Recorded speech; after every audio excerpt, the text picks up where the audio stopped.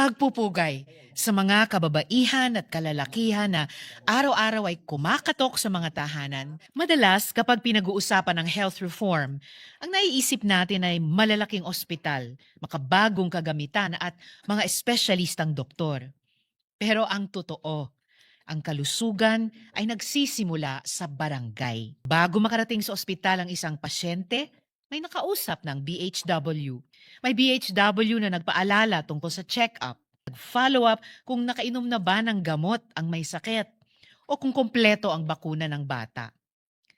Kung pursigido tayo sa universal healthcare, dapat seryoso tayo sa pagpapalakas ng ating mga BHW.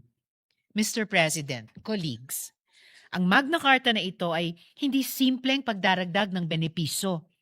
Ito ay pag-aayos ng sistema para sa karapatan, proteksyon at kagalingan ng ating mga barangay health workers.